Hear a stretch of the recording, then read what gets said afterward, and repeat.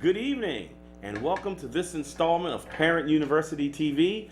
As you know, I'm Mike O'Neill, your host, and I'm glad you're able to visit with us for a few minutes today and talk about this very important topic with a very, very impressive person I've come to know. We're going to talk about issues around community health, community building, and having fun.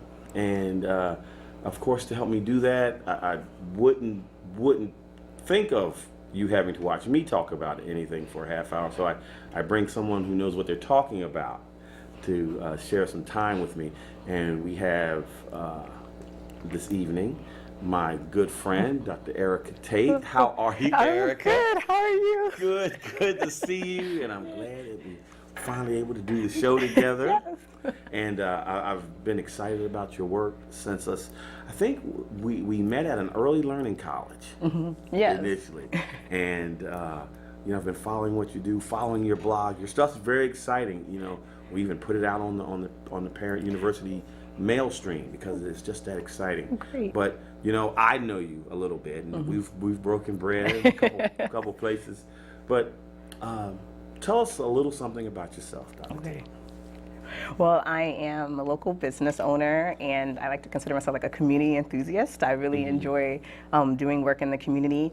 I'm a military brat, so I moved around a lot, but I feel like I can claim Georgia as my home in Savannah because I really enjoy living here. I moved here on purpose. Yes, see? And quickly became involved and just really love being able to do work around health and education here. I'm an educator and a researcher by training. I started off as an electrical engineer from Brown and then quickly realized that I want to help the people. So I ended up working as a counselor and then getting an opportunity to go to graduate school at UC Berkeley where I studied science education and was focused on creating lessons and curriculum that help students think that science is relevant. And I did it around a community health project, asthma, so kids can learn how to be advocates for their community. And that's how I came into public health. Wow. Yeah, so. Wow. Well, strangely enough, I mean, maybe this is the place, but I really fashioned myself a scientist. So great. to know that you're an electrical engineer and by training and wow. Okay. Well, we'll do the show. Then we'll talk more. Later. Well, thank you. When I first met you, we were doing some parent training, and you mentioned some of your activities, and it seemed as though they were around health. But it also seemed as though they were around community building, community engagement as much, and even right in the same breath, that they were somehow tied together. And then I come to find that you've created actually an organization, your own organization, a Bluknowledge. Yes. Could you tell us something about Bluknowledge and what that means and what it does? Yeah, so Bluknowledge is what I call it's a research and consulting firm that's really focused on improving communities, and we do a variety of projects related to science and education and advocacy that really do help build communities. I started it 2 years ago, so it's almost year 2, which is really exciting. Yes. And I get the opportunity to work at different levels. So when I work nationally, it's mostly around science education. So I'm working on research projects that use technology that help students want to learn science. But when I'm here in Savannah, it's mostly community health projects. And so we'll do healthy food education classes, or we'll try to organize community forums that bring people together so that they can think about what's in their community that's a resource, including themselves, and figure out how to work toward a healthier community. And for one to see you and the person that I've come to know you to be, and one thinks of when I hear you saying science, science, and then I go back to the thoughts, then the stereotypes that I have about scientists Yes. and researchers and things of this nature. It's really interesting to hear you articulate about your model of getting knowledge, but the way you distribute it and get people to be part of it is quite interesting. Why Bluknowledge? Well, the name comes from, it's very interesting, is blueprints plus knowledge, and so I put them together. So when you think about the different experiences that you create, whether it's a learning experience or an experience for people to come together, however you shape that and the thoughts you put into that leads to a certain type of knowledge that people walk away with. And so that's what I like to think about with science. I mean, science is every day, and to me, science and health are the same. Like for me, they cross over and they intersect. And so if people can have experiences with science, whether it's like cooking, right, and experiences with health, which is their day-to-day, and these are things that they can do, then they'll have a knowledge that they can use to help make their lives better or make themselves healthier. And so it's really about, I think, putting thought into how you engage people so that they, they recognize the knowledge they're bringing to the situation, as well as the knowledge that they can take and share with others. Wow. It's interesting to have these epiphanies here in this form as we're doing a TV show. But so much of what Parent University has become is based on that kind of thinking. Exposing people to resources, but that's not enough. You also have to engage them to become the resource. Yes. Because that's the only way it's going to be more than just feeding people bits of knowledge and they not be able to be a full part of it. Yes, yes. And so some of the things that you do seem to work in that way. As a matter of fact, the first thing that you were doing when I met you was you were involved in a farmer's market kind of thing, and but then the things that you have talked about in Bluknowledge have been even more comprehensive around community.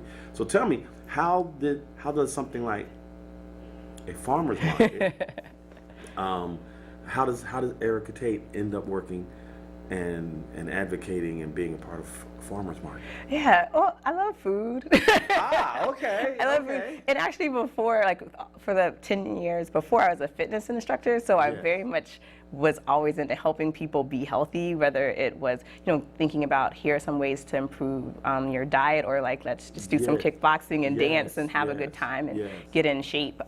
So I think food is just the natural extension. And when I was living in California, they have farmers markets every day, and so I kind of got into just going there and shopping. And so when I moved to Savannah and I realized they had a farmers market and it was every Saturday, I got really excited about it, and I started volunteering, and my first volunteer job was getting people to hula hoop. Yes, I'm a very good hula hoop making person. Hula hoop making or hula hooper. I'm an okay hula hooper. I really like to bring out the talent of those who wish to hula hoop. Yes. So let's go. Me too. I'm like, you can do it. Yes. Shake it. So that's kind of that's what I do. It's my gift. So, as you're talking, I'm thinking of another Parent University class, as a matter of fact. Hula hooping? But absolutely. That's absolutely. wonderful. Or hula hoop making.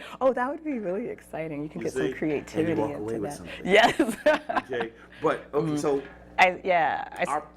our parents are saying, okay, well, what is it that Erika does that they're talking about here that I can participate in with Bluknowledge? Like, what are some of the projects, maybe? So a project we recently did, which I think was really exciting, I partnered with Denise Grabowski of Symbiosity and Christina Gibson of the Coastal Health District, and we did a series of community forums, Let's Eat Healthy, Play Often, and Create Community, and we really worked on the east side and west side of Savannah, not east and west Savannah, but the east side and the west side of Savannah and the many neighborhoods that were there to get residents to come out and figure out what places in their community were healthy or what places had the potential to be healthy. So they might have said, you know what, I live near a park and this is where I bring my kids to play. We love the playground, we love the swings and the slides, so this is a place where I can be healthy. Or, you know, we don't have a grocery store in our area, but we have these corner stores, and if they carried fresher, healthier food, it might be a place that could help my family be healthier. And so we did that, and we had people come out and kind of vote for the things that they thought their community wanted to do because they were listening to them. And then we came back during the second meeting and had them create plans. So like, for example, on the east side, one of the things that they wanted to work on is community gardens. And it turned out like Central Baptist Church, like in Hitch Village, had just started a community garden like a month ago. So they created a plan where they can go and support them and make sure that it's successful, and that can become a resource for their community and a stepping stone for being healthier. And so that was like one of the projects that we did, where you can bring parents and kids, right, into the conversation and into the work of becoming healthier. Wow, you said a lot of things there that tweaked my interest. And one of them is that you brought families, parents together to talk about certain items. What did you use to get these parents engaged in the process you wanted them to become engaged in? Well, we did a lot of outreach, like the basic outreach that you do. I discovered neighborhood associations, which were very exciting.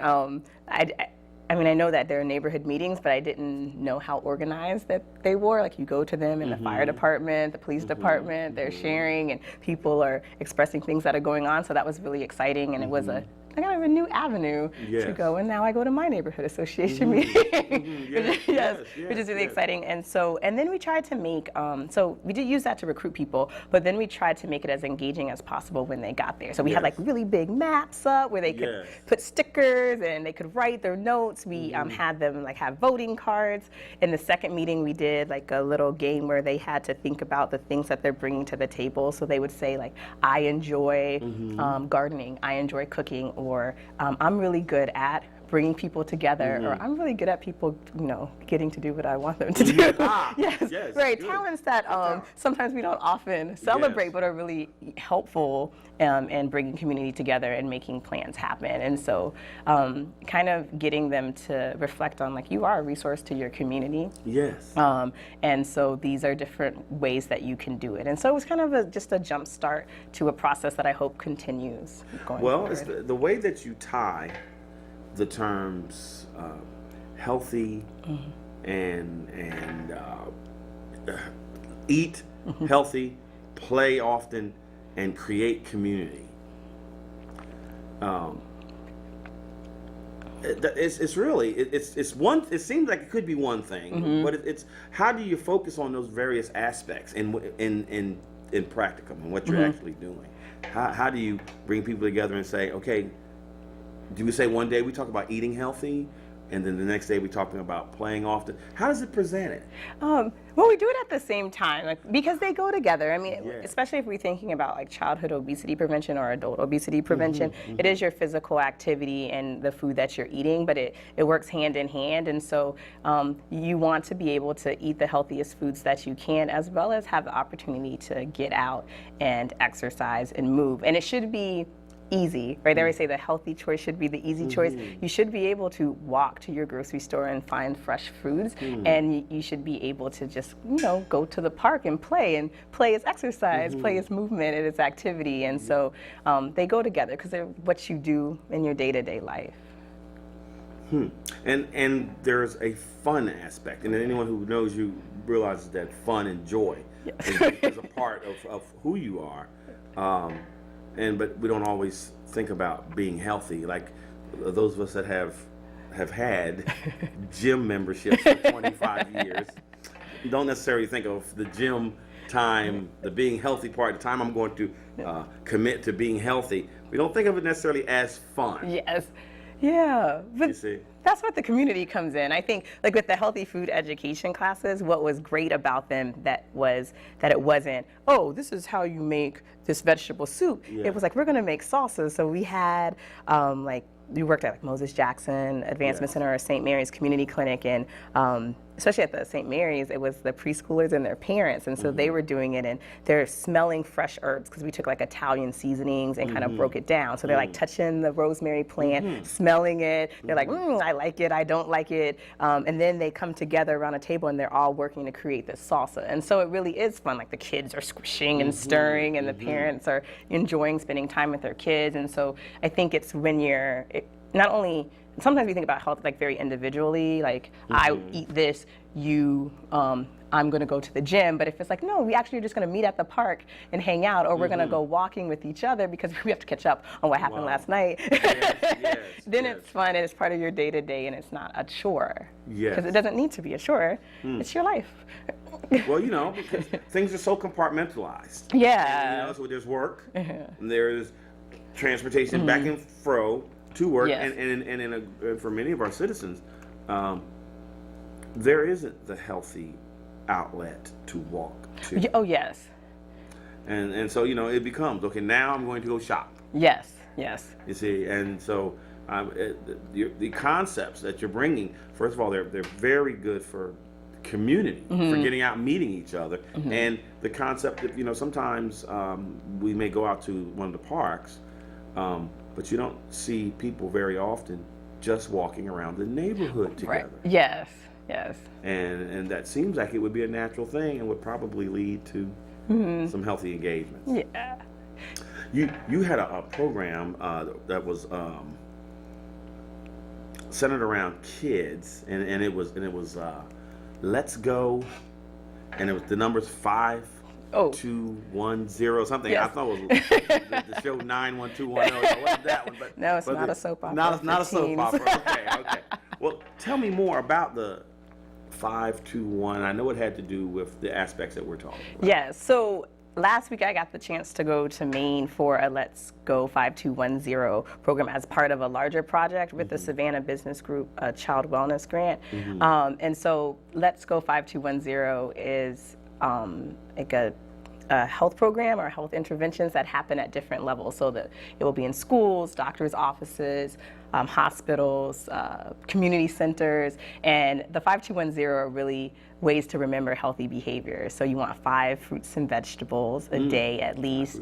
You want to have at least limit your time to 2 hours of screen time. So kids shouldn't be watching the iPad for very long, because if you're watching it, you're probably not being physically active. 1 hour of physical activity, and that can be broken up. So that's like 20 minutes. Yeah, and then 0 sugary drinks.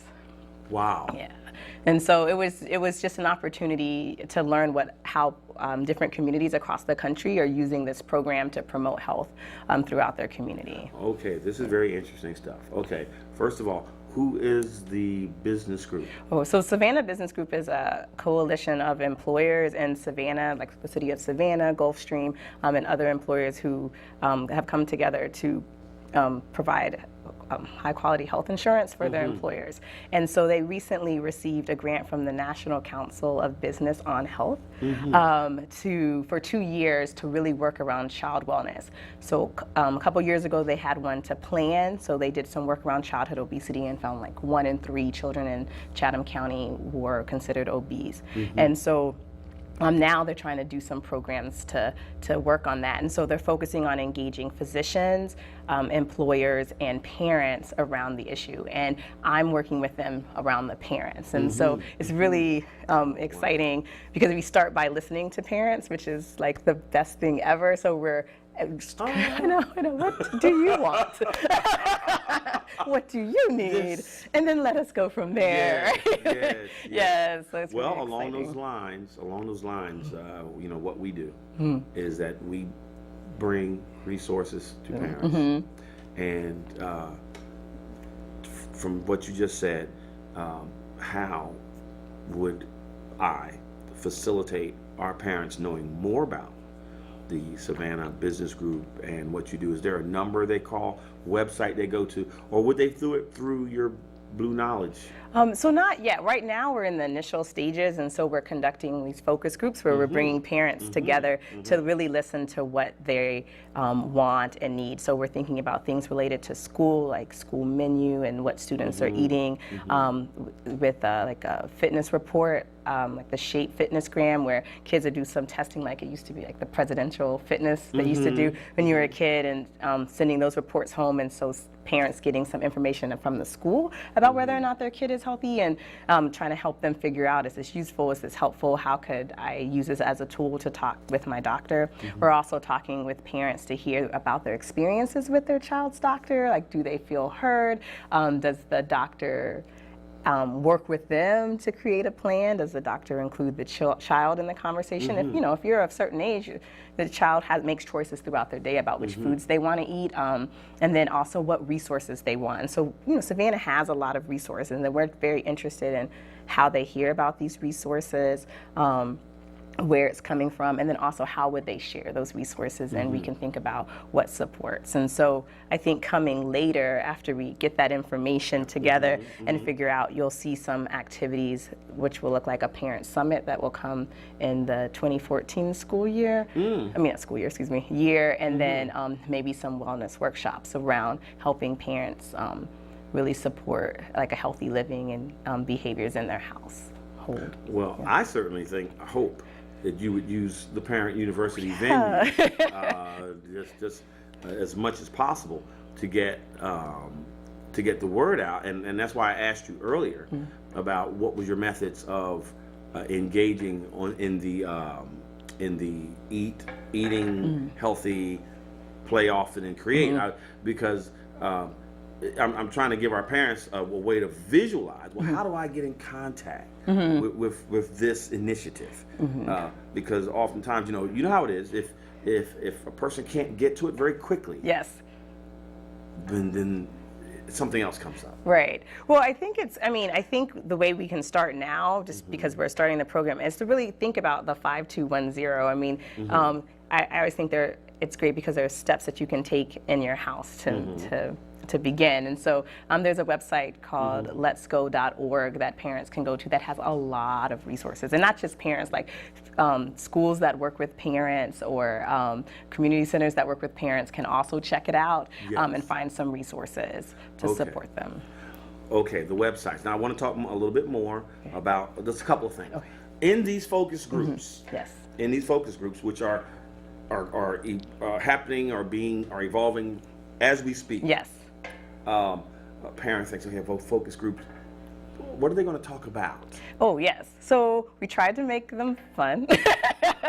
Good. We did. So what they'll do is they'll start off and we'll have questions around there's a fitnessgram that they should have received from their school, and they'll look like, have you seen it? And they'll put stuff, no, I haven't seen it, yes, I've seen it. We blow it up really big so parents can mark on it, I don't understand what this is, and this could be easier if they would just put a picture of the exercise, and then this is helpful information. I'm glad that they're telling me that my child is healthy or is on track to being healthy, so now I can, continue to do the things that I'm doing. Yes. So we do that. We show a video of a doctor and mother and child talking, and we get parents to talk about what they see, think about what they like in this video, what, I didn't really like that. For example, maybe the child is not part of the conversation, and they'll speak about that, and and then what they want in their next visit, right? Because it kind of prompts them to think about, when I go to the doctor the next time to talk about my child's health, whether they're healthy or sick, right? I just want to talk about how to keep them the healthiest that I can, because that conversation should always be going on. It shouldn't center around your child being sick. So then they kind of talk about I want my doctor to spend more time with me, or I really want my doctor to think about what's in my community. And so if you're saying, like we were talking about, go walk all the time, but I don't have very good sidewalks in my community, or it's just, I get home when it's dark, which, you don't want to go walking at dark. What are some other things given my situation, because you've asked me some questions about that, or I've been going to you for a while, where you can give me things that are realistic. And so that's parents are asking for that type of behavior, type of conversation with their doctors. And then they have a chance to kind of, when they're doing it, they get to list different actions that they would do. There's like scenarios, you come home with this fitness gram and it says that your child's in the unhealthy zone. What are you going to do next? And it might be, I'm going to take this to my doctor, or I'm going to ask what this means, or I'm going to start my child on an exercise regimen, which may or may not be the right decision. And so we do that, and we have those plastered around the room, and they have to go around and say, I need these resources to support me in that action. So if I want to cook healthy meals every day, I need to learn healthy recipes, or I need someone to come to cook them for me. Yes. Oh, yeah, I like that. Yes, like if you could just provide like an in-house healthy cook, that would be awesome. Oh, absolutely. Salsa. Yes. Well, the fact that when you describe this gives our parents a chance to be proactive. And once again, what we've learned over the years is that you can't just talk about these things. Yes. You have to get people involved. The people will make the difference. Yes. And we believe that. Now, I think that the things that you're talking about, will people be able to access this information by going to your Bluknowledge? Yes, so they could go to my Bluknowledge website, or the SBG, probably the Savannah Business Group website. And what we'll do is, when we finish our focus groups, we'll actually create a report that we'll share back. I think it's important that if you ask community members to participate and inform the work that you're doing, that you share that information back, because it's their information. Well, I do know that from following your Bluknowledge blog, that it's very systematic. It's very it's discussed in a very orderly way. And so, once again, I want people to, we both want people to be really tied to education in a really comfortable way. Yes. And to understand that in today's world, you don't necessarily have to walk into a school environment to be tied to critical knowledge. Oh, right. You see, and this is why it's so important that what you do is in the community. Yes. But the schools are resources. Oh, yes. And so we use them, and we shall use them. As a matter of fact, I thought it was a great blog that you wrote about Parent University, but I might be biased. So listen, we have about a minute, and what are some of the events that are on the horizon, without giving dates, because we don't want to date this show, but without giving dates, what are some of the kind of activities on the horizon? Well, this fall we have a couple of events called Play Streets coming up, which is fun and for families. And so it's where we'll close down part of the streets so that families and kids can play and engage with different community resources and just have a really good time and learn what it means. Like if we create streets or places that are for playing and that are for activity, people will have fun, people will come out, people will be healthy and just enjoy their lives and their community. Oh, I'm looking forward to it. From where I'm from originally, Philadelphia, block parties were they may not have been as healthy as you but envisioned, they were fun. But they were fun. They were certainly fun. Well, Dr. Tate, wonderful to have you. Thank you. I think you're going to be at least one or two of our parent universities this year. Yes. Oh, yes, definitely. Okay, I got you on TV saying that. So, please let us know any way that we can support you so that you can continue to support us. Yes. And I think we will do the hula hoop. Oh, boy. Exercise. Yes, I like it. I like it. Friends, thanks for joining us for a very, very, very fun show for me. And as we've said, fun is part of it. So be healthy, and until the next time, take care of your kids.